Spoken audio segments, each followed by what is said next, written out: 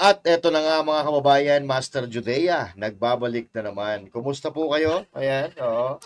Kumusta po ang Holy Week ninyo? Alright?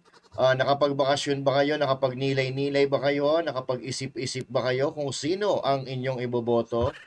Oo. Aba, napaka-importante po mga kababayan. Mag-iingat po tayo lagi dahil napaka-importante sa ating bayan ng inyong mga boto. Yan, okay? Dahil yung boto po ninyo na yan po ang magsisilbing gamot sa malubhang karamdaman ng ating bansa ngayon. Yan. So, naniniwala ba kayo na may malubhang karamdaman ang ating bansa ngayon? Aba, oo. Oh. So ako naniniwala ako mga kababayan dahil katulad nga ng sinasabi natin, nawala, lumalaganap ang kagutuman, lumalaganap ang krimen, at ang inhustisya sa Pilipinas lumalaganap. Talaga namang yung batas ay parang nagiging palamuti na lang at ang batas ay pinapatupad lamang doon sa mga mahihirap. Yan, okay? So, base po yan sa mga nakikita nating kaganapan ngayon. No?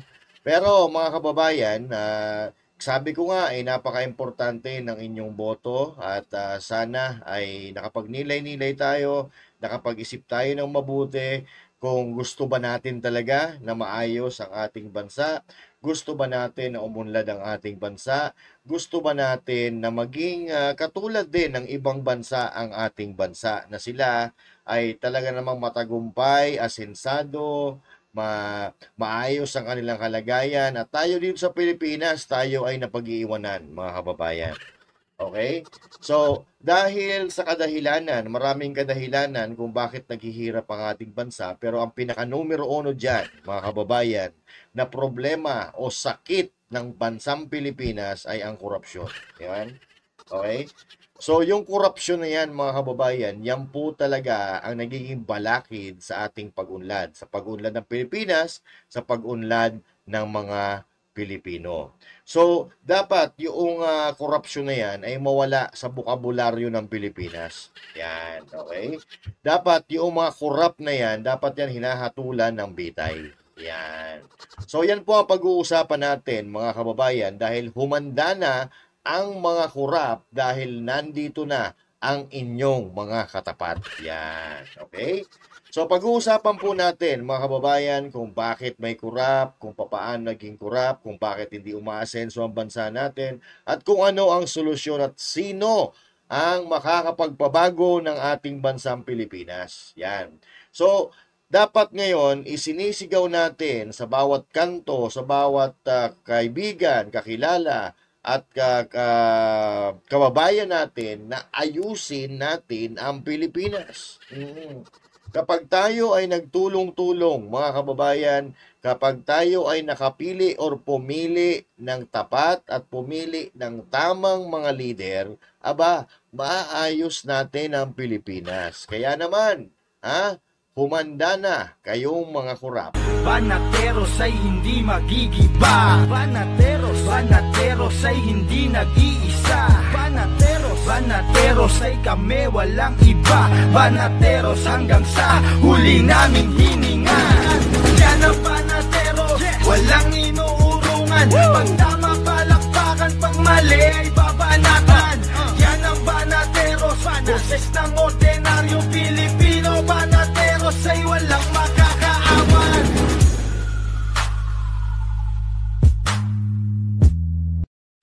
PTP Laban Street, PTP Laban Street, PTP Laban Street, PTP Laban.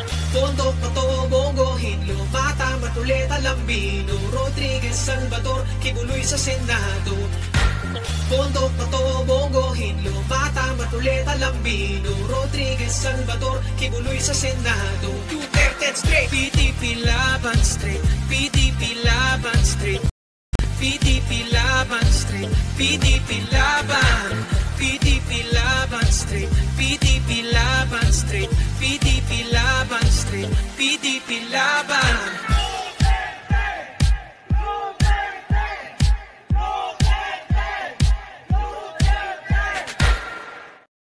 So ayan mga kababayan, Duterte ang sakalam. At meron nga palang panawagan si Pangulong Duterte, ito po yung pinaka-latest na gusto niyang iparating sa ating mga kababayang Pilipino, sa ating lahat mga kababayan. So ito, panoorin po natin. Sabi niya, kalimutan niyo daw siya kung hindi niyo daw suportahan ang PDP niya. Ay, of course! Magkalimutan na lang daw. Wala siya ngayon, may mensahe siya. Ano po? Sabi niya, kalimutan niyo daw siya kung hindi niyo daw suportahan ang PDP niya. Ay, of course! Yan, okay? Ang sabi po ni Tatay Digong, mga kababayan, ay kalimutan na natin siya kung hindi naman natin susuportahan ng PDP laban. Okay? So, simpleng mensahe po yan, ha? Simpleng mensahe po yan, pero yan po ay nanggagaling sa puso. Malalim po ang pinanggagalingan ni PRRD dyan. Okay? Dahil kaya nga siya lumalaban, kaya nga siya nagsasalita kung may nakikita siyang mali na nangyayari sa ating bayan dahil mahal niya ang Pilipinas. So, being a former president of the Philippines, alam niya kung sino ang makakaayos, kung sino ang makakatulong, at kung sino ang pagkakatiwalaan ng mga Pilipino. Di ba? So, walang iba yan, kundi iboto natin, vote straight, PDP laban. Di ba?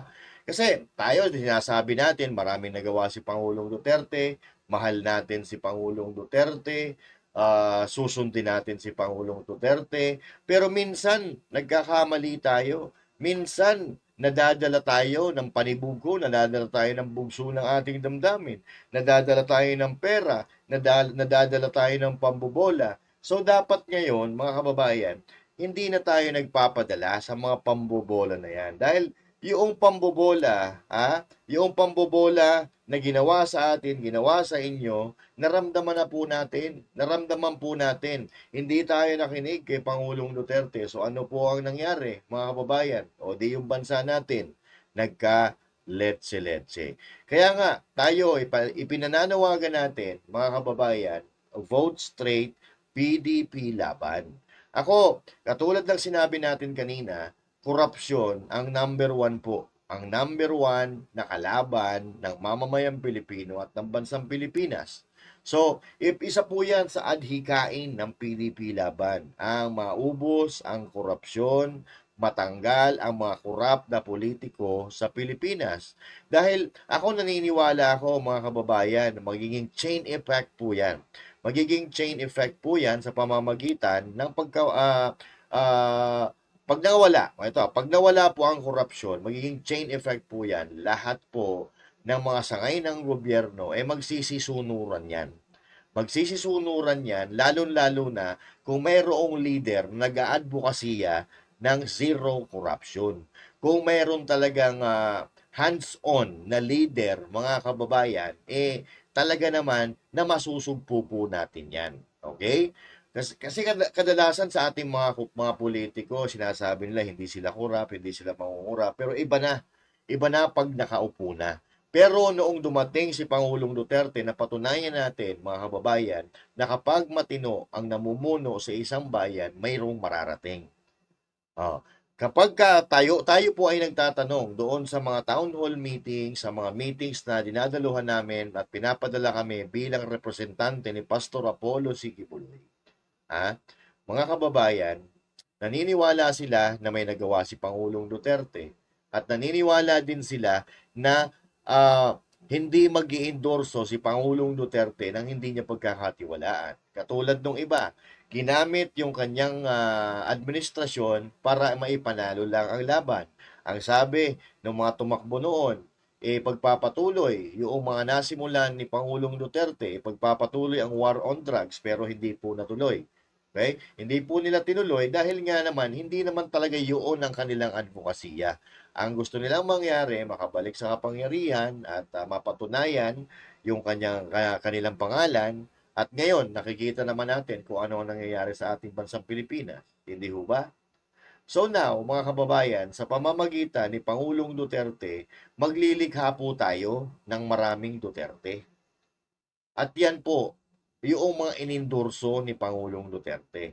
So sinasabi natin, maraming nagawa si Pangulong Duterte. Pag mahal natin si Pangulong Duterte, at kung mahal natin si Pangulong Duterte, dapat mamahalin din natin ang mahal ni Pangulong Duterte, which is now, mahal niya ang PDP Laban. At mahal niya ang mga kandidato ng PDP Laban. Mahal niya ang kanyang lineup. Kaya nga, sabi ni Ma'am Hanilet Abansenya, yun po, ang mensahe ni Pangulong Duterte. Kung hindi naman natin susuportahan ng PDP Laban, kalimutan na lang natin siya.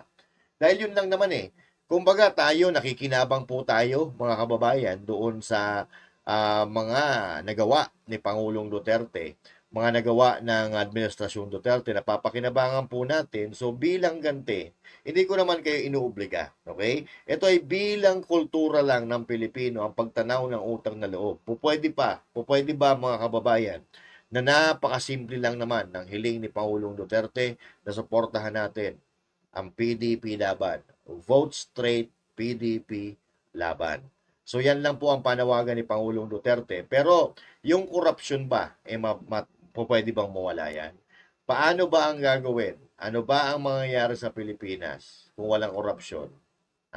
May magiging epekto ba ito sa kabuhayan ng Pilipinas, kabuhayan ng mga Pilipino? Aba, meron po mga kababayan. Napakalaki po ng epekto. Basta meron tayong leader na matino, basta meron po tayong leader na maaasahan at tapat sa bayan, abay hindi po imposible, Hindi po imposible na magkaroon tayo ng bansang Pilipinas na dati ay inaasam-asam din ng mga ibang lahi pa nga, mga kababayan.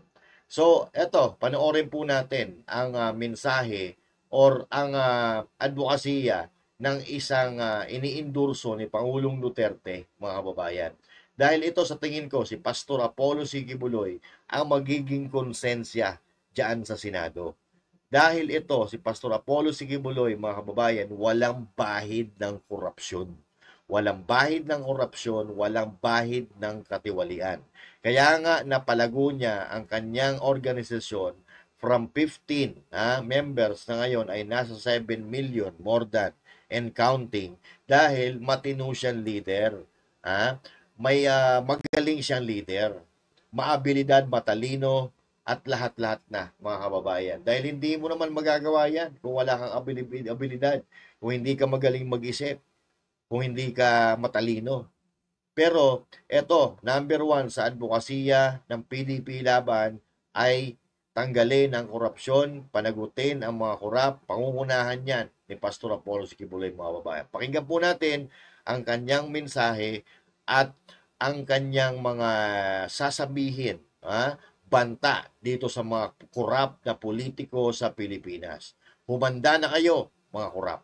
Magandang araw mga kababayan dito po sa buong Pilipinas at sa ating mga OFWs sa buong sanlibutan na ngayon ay nanonood sa programang ito, kung saan ako ay pinayagan muli ng korte upang makapagbigay ng isang video message sa inyo pong lahat.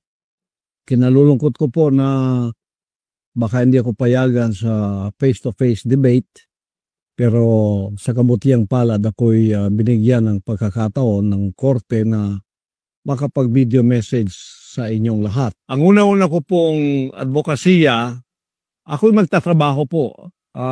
Pupunta ako sa politika, hindi ko hanap ang pera. Hindi ko hanap ang katanyagan. Nasa akin na po lahat yun. Hindi ko na po kailangan yun. Ako'y magtatrabaho lang at tutulong para mabigyang solusyon ang ating mga kinakaharap na problema. So, yung aking pong paggobyerno ay ang tinatawag na laban sa korupsyon, yung governance and anti-corruption. Gagawin ko ang isang pagtatatag ng isang truth commission. Binubuo ito ng mga ordinaryong mamamayan upang imbestigahan ang mga kaso ng korupsyon sa loob ng ahensya ng gobyerno. So, suportahan ang pananaw na ito ng isang advokasya pa rin na may parusang kamatayan o death penalty sa mga korap na politiko na napatunayang may sala sa malawakang pagkubkob o sa pagwawaldas o pandarambong ng pera ng mga Pilipino. Yan po ay advokasya rin ng isa kong kasamaan sa PDP Laban, si Atty. Vic Rodriguez. Pareho po kami riyan.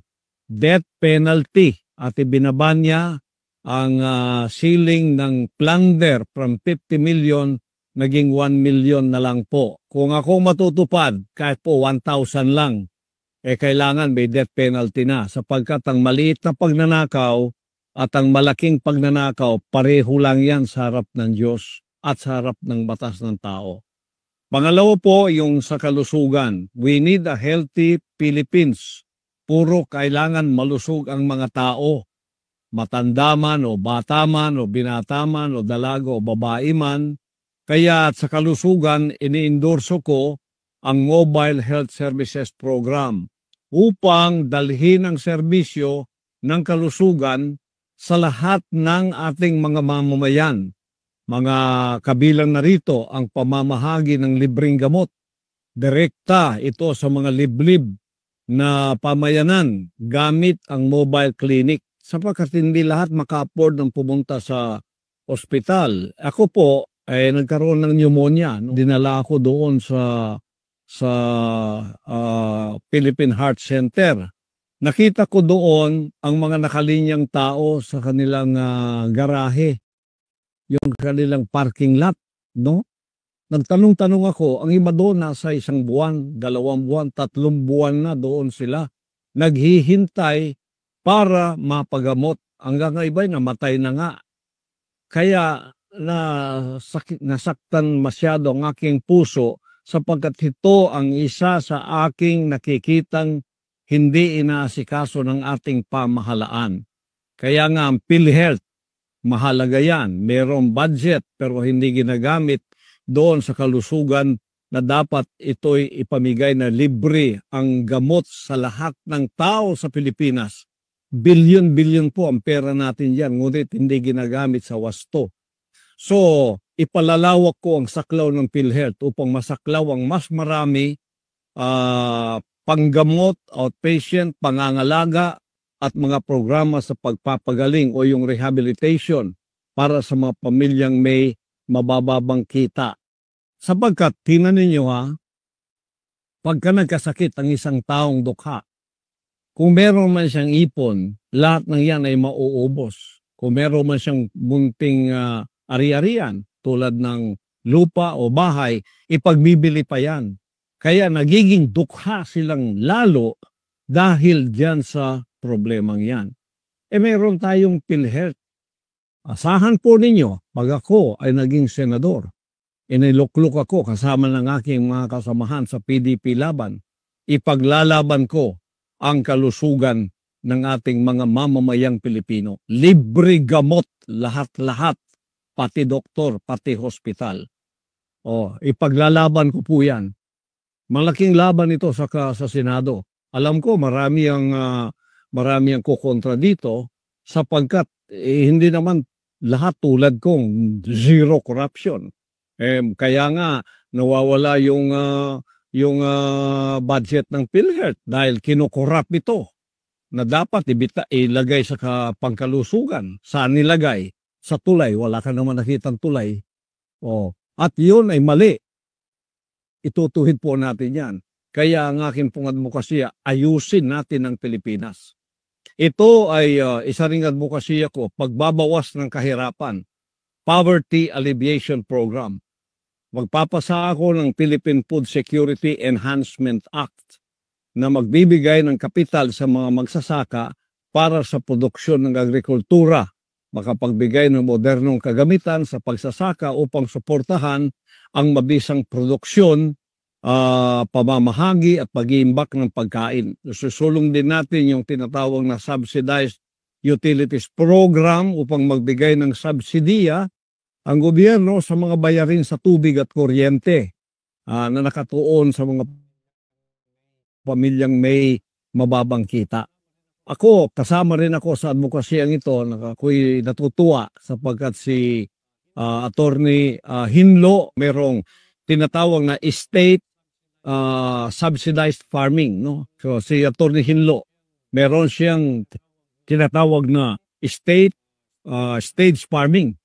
Ako ganun din, ang advokasya ko. Dapat ang gobyerno ang siyang magbigay ng gabay sa mga ating mga farmers. Mahaba-haba po ito kung i-explain ko sa inyo lahat dito. Mamaya na pagka tayo ay nandyan na sa Senado kung ako'y papalari ng dakilang ama, so sasabi ko po sa inyo, nakadetalye na po yan lahat sa aking panuhala. Detalyado na po yan kung paano gagawin. Ngayon, medyo mga ano lang ito, mga introduction lang para sa inyong kaalaman. Pagkatapos, hindi lang ang pamayanan ang dapat malusog na Pilipinas, kundi may edukasyon na Pilipinas. Kasi nakita ninyo, ang edukasyon natin, napakababa. Marami ang college graduate pero hindi naman makapagtrabaho. So magpapasa ako ng School Infrastructure Development Bill upang maglaan ng mga pondo para sa pagpapabuti ng pasilidad ng paralan, lalo na sa mga rural na lugar upang matiyak ang kalidad ng edukasyon. Magpapasa rin tayo ng Patriotic Curriculum Act na naglalayong magbigay ng libreng kalidad na edukasyon na nagtutuon sa pagpapalakas ng pagka-makapilipino at paglaban sa mga negatibong ideolohiya tulad ng mga komunista. Iyan ay aking advokasya kahit sa aking pong paralan na itinayo, ang Jose Maria College Foundation Incorporated. Kita ninyo dyan, napakarami ko na pong advokasya para sa ating mga Pilipinong kabataan para maging lawyer, maging abogado, pipili lang sila ng kurso nila. Iyan po ay libre lahat sa akin pong pangangalaga sa JMCFI. At yan, kung ako ay may luluklok bilang isang senador, palalawakin ko yan. Paaralin natin ang napakaraming mga patriotic Filipinos na magkaroon sila ng curriculum na magiging mahal nilang Pilipinas at mailayo sila sa mga nakakasirang ideolohiya na nagtatanim ng galit o hate. Yan ay ang CPP and PNDF. Ialis natin sila dyan. Lalis natin, kasama na rin dyan ang advokasya natin sa kapayapaan para maalis din naman sila sa masamang bisyo tulad ng droga. Isa rin sa ating advokasya yung peace and order. Magpapatuloy po yung ating laban sa droga. Magpapatuloy yung laban natin, laban sa mapanirang ideolohiya ng CPP and PNDF. Ipagpapatuloy ko po yan sapagkat yan ang advokasya ko kahit noong ako ay wala pa dito sa larangan ng politikang ito. Sa akin pong itinayong SMNI nung ako ang chairman dyan, naglaan ako ng 3 oras bawat araw sa laban kasamang bayan upang ang ating pamayanan ay maliwanagan sa mga deception o panlilinlang ng komunistang ideolohiyang itong napakarami nang namatay sa loob ng 50 taon. Ganon din karami ang namatay, mga 50,000 na ang patay. Wala man lang crime against humanity ang ginawa dyan. Tingnan niyo ang ating Pangulo, 8 years, 43 ang naakusa sa kanya. Crime against humanity na. Yan po ay injustice. Yung walang pagkawalang hustisya, asikasuhin po natin yan. Yung freedom of religion, tututukan ko po yan. Yung separation of church and state, ayusin natin yan. At ang hustisya, ibibigay natin diyan sa larangang yan. Sapagkat ang aking kongregasyon at ako ay nakatikim na po ng injustice. Biro ninyo, nilapastangan ang aming compound. nilapastangan ng bahay-sambahan. Wala naman silang matuwid na katuwiran upang pumasok at lapastanganin ang mga banal na dakong tulad nito. Kaya ipaglalaban ko ang religious freedom. Puprotektahan ko ang lahat ng mga relihiyon basta't pagkilala sa Diyos at merong kabahagyanan sa relihiyon. Ipagtatanggol ko anuman ang inyong relihiyon ay hindi pwedeng gawin ang ginawa sa Kingdom of Jesus Christ na paglapastangan, pag-abuso ng gobyerno o ng pamahalaan. Isa po yan sa mga drive natin. Ngayon, ako po ay mukosere ng kalinisan ng kapaligiran. Ilulunsad ko ang Greening and Beautification Project, kabilang ng pagtatanim ng puno, mga bulaklak, pagpapakalat ng mga buto at bulaklak upang mapalakas ang biodiversity. Sasagawa ko ang National Cleanliness Drive na mag-iempleyo sa mga walang trabahong Pilipino upang panatilihin ang kalinisan sa buong bansa. Susulong din natin ang turismo. Ang propose ko na Tourism Connectivity and Enhancement Act upang lumikha ng isang modernong network ng transportasyon kabilang ang sistema ng bullet train at kalsada na nag-ugnay sa mga pangunahing sentro ng turismo. At iyan ay i-apply natin sa buong Pilipinas, lalong-lalo na sa napag-iwanan na isla ng Mindanao na tinatawag nilang Sub-Sahara Mindanao. Hindi na po maging Sub-Sahara to sapagkat ito ay magkakaroon ng modernong transportasyon, lalo na mga train systems natin na siyang magbibigay ng mobilization sa ating pamayanan at ng kanilang mga produkto. At nakadetalye na po lahat yan. Hindi ko lang pwedeng sabihin lahat dito. Ito lang mga headings ang sinasabi ko para sa inyo. Pagkatapos, ang kapakinabangan ng mga OFWs natin. Lilikha ko ng OFW Retirement Security Act na magtatatag ng isang mandatoring pensyon na may kontribusyon ng gobyerno at ang employer. Isusulong ko rin ang tinatawag na Retirement Savings Program, RSP, kung saan magkakaroon ng tax incentives ang mga OFWs katulad ng tax deductions para sa kanilang kontribusyon at tax benefits on withdrawals.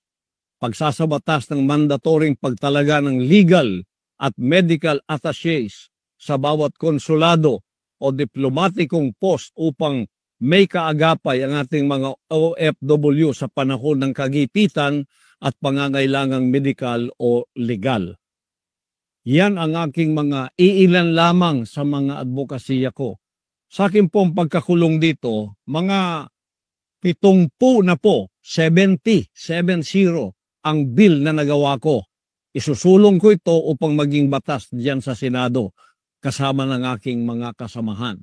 Kaya vote straight, PDP laban.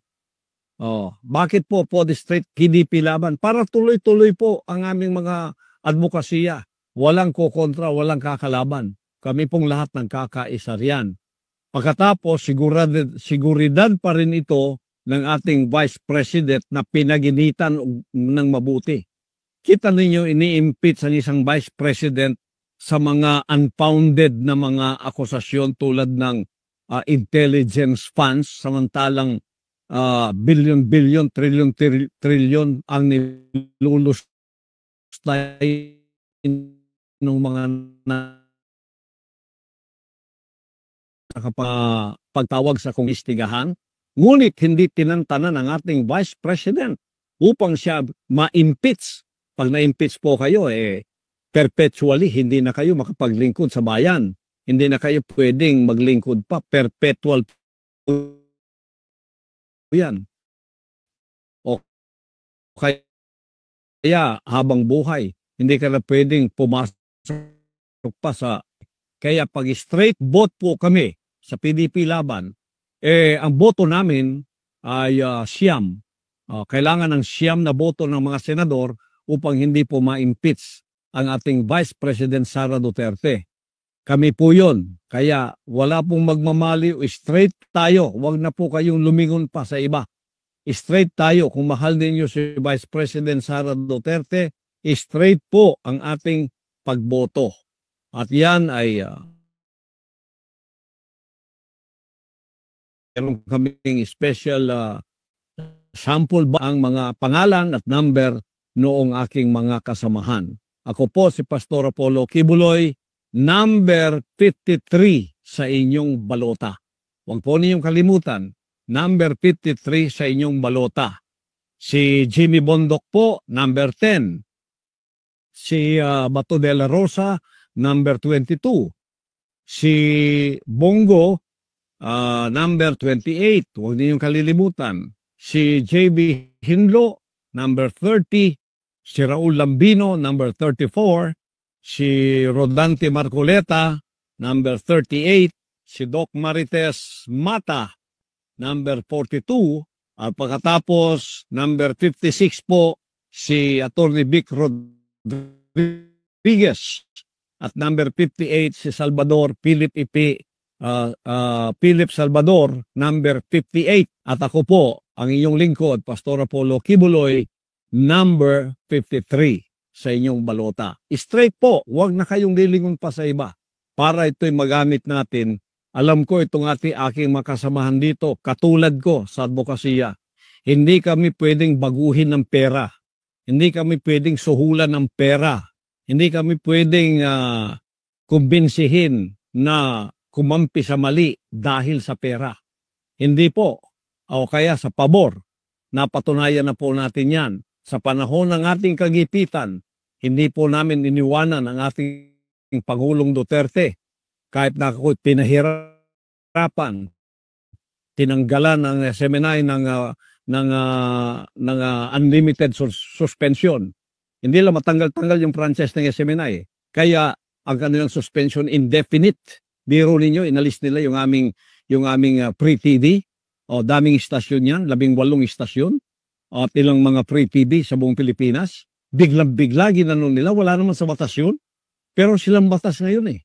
O walang batas-batas sila. Basta sinabi nila, yun ang tutuparin nila kahit may batas wala. Ang isa lang sasabihin nila, sige magsumbong kayo sa korte. Sa korte na tayo magkikita. Sa 16-day siege, andala. Isang warrant of arrest, hindi naman pangalan ko at hindi address ko. Sinabi ng mga lawyer ko, against the law yung ginagawa ninyo. Hindi naman dito si pastor. Hindi. Sa gusto nyo dilip, hindi. Papasok kami. Pumasok, 16 days pa. Kung may reklamo kayo, sa korte kayo pumunta. Ganon ang panahon ngayon. Babaguhin po natin ang pang-aabusong yan. Kaya kailangan po natin straight PDP laban para sa ating Vice President. Hindi ma-impeach. Tingnan po ninyo ang nangyari ngayon sa ating Pangulong Duterte. Ang sinabi ko na sa inyo na ako ay gustong extraordinary rendition ng mga puti nung mga panahong ako'y umiiwas. Hindi nila ako nakuha. Ngayon, binigyan ako ng garantiya ng 2 kinatawan sa gobyerno na walang rendition. Kaya lumitaw ako. Ngayon, harapin ko sa korte. Kasi nung wala pang garantiyang yan, sigurado ibibigay nila ako sa kamay ng mga puti. At ganitong gagawin nila sa ginawa ni Pangulong Duterte. Kaya, ang kapalaran ko at kapalaran ng Pangulong Duterte ay pareho. Nakakulong kami. Nakulong siya doon sa The Hague. Ako nakulong din dito. At ito ay walang mga prosesong tama. Ngunit ito itatama natin pagdating ng panahon. Kaya ako po ay narito pumasok sa magulong politikang ito. Hindi upang magkapera. Hindi upang kumamal ng pera. O kaya maging tanyag, hindi po. Magtatrabaho po ako tulad ng ako'y nagtrabaho sa Kingdom of Jesus Christ. Zero corruption, pagpapaunlad ng mga sinasakupan ko na kung uunlad ang aking pamamahala sa isang organisasyon, uunlad ang lahat. Wala pong personal interest. Kaya idinimanda ako, sinanksyon ako para maipit ang aming mga propriedad, ang lahat ng nakapangalan daw sa akin, babawiin nila. Pero mo ka-injustice niyan. Pagkatapos sinuri nila, ni isa walang nakapangalan sa akin. Ngunit gusto pa rin nilang kunin ang mga propriedad ng bansang kaharian. Anong klase ito na itutuwid natin ang injustice na ito? Hinahanap, hindi lang ako, kundi pati gold, pati property ng bansang kaharian. kaharian. Papayagan ba natin ito ay magpapatuloy? Hindi po. Kaya para maituwid natin ang hindi tama, ang baluktot, para maituwid natin, straight po ang ating boto, PDP laban. Upang may pakita natin sa bansang ito na ang pamamahala tulad ng ginawa ng ating Pangulong Duterte sa 6 na taon ay maipagpapatuloy natin, maisusulong natin. Kasi yan ang dahilan kung bakit tayo bumoto sa unit team noon. Ito ay continuity daw.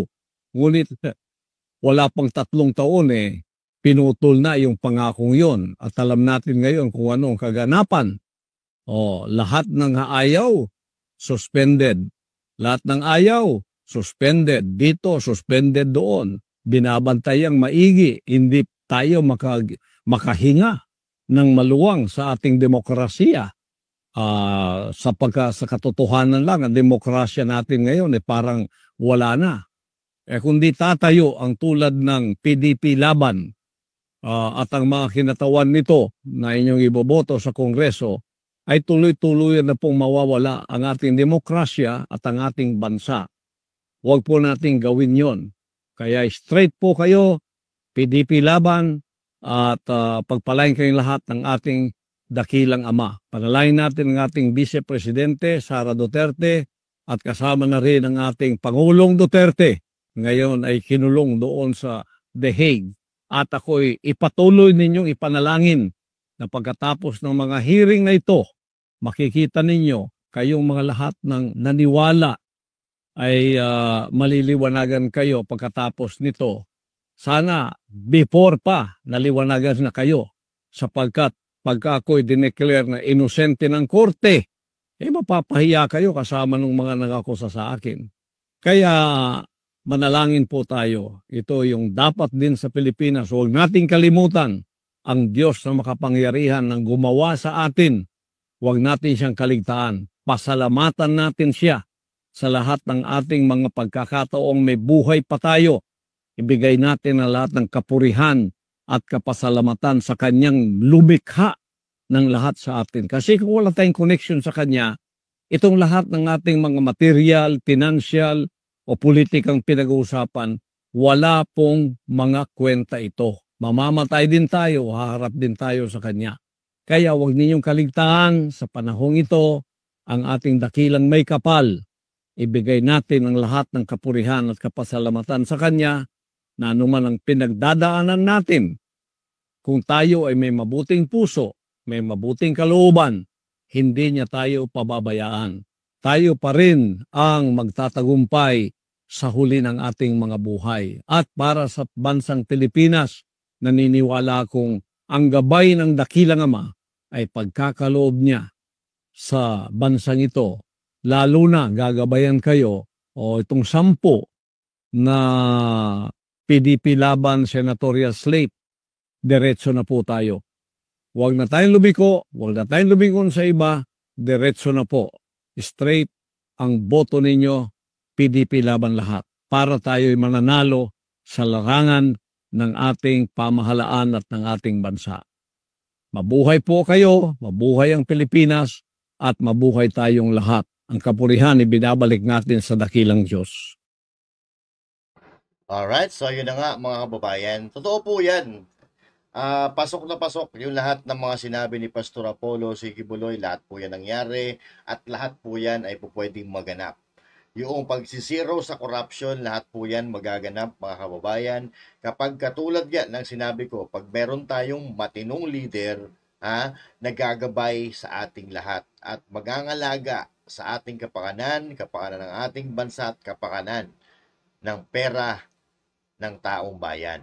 Si Pastor Apollo si Kibuloy po, hindi na kailangan ng pera, hindi kailangan ng kung ano-ano, nasa kanya na lahat Si Pastor Apollo si Kibuloy pumasok sa politika, sa magulong mundo ng politika dahil nakita niya na may pangangailangan. May pangangailangan, kailangan ang kanyang tulong. Pero hindi niya iniisip maghigante. Siya ay tumatakbo para tulungan ang ating bansa na ayusin kung ano ang hindi dapat na nangyayari, kung ano yung kamalian na nangyayari sa ating bansa ngayon. wala kang makikita, walang namumutawi. Walang namumutawi sa kanyang bibig na paghihiganti, kundi puro positibo para sa ating mga Pilipino at para sa ating bansang Pilipinas. Yun po, mga kababayan. Yan po ang dapat na leader. Yung hindi naghihiganti, tinatanggal yung kanyang pansariling interes sa kanyang katawan at maninilbihan ng buong puso sa mga kababayan. Dahil ulit-ulitin po natin, hindi naman po natin sila sinabihan. Hindi natin, ang mga politiko na yan, hindi natin sila sinabihan na tumakbo ka. Maliban na lang kay Pangulong Duterte. At maliban na lang kay Pastor Apollo Siquibuloy na pinilit ng tadhana na tumakbo. Parehas nga sila nakapalaran ni Pangulong Duterte. Dahil dito sa Pilipinas ngayon, kung sino pa yung naglilingkod at nagmamahal sa kanyang bayan, siya pa ang napaparusahan. Kaya mga kababayan, mayroon pa tayong pag-asa. Kung mayroon kayong pangarap sa inyong mga sarili, mayroon kayong pangarap sa inyong mga pamilya, pangarap sa bansang Pilipinas, it's still not too late. Mayroon pa po tayong mga alas. Mayroon pa po tayong pagkakatiwalaan. Ang PDP laban. Kaya katulad ng panawagan at mensahe ni Pangulong Duterte, vote straight, PDP laban. Dahil dito sa PDP laban, nakakasiguro tayo na yung ipinangako ng mga politiko noong 2022, dito lang, sa 2025 ang simula ng tunay na pagpapatuloy ng ligasiya ng Duterte administration. Alright, so hanggang dito na lang po muna mga kababayan ng ating video. And once again, this is Master Judea saying thank you. God bless you all and to God be the glory. Magandang araw po sa inyong lahat.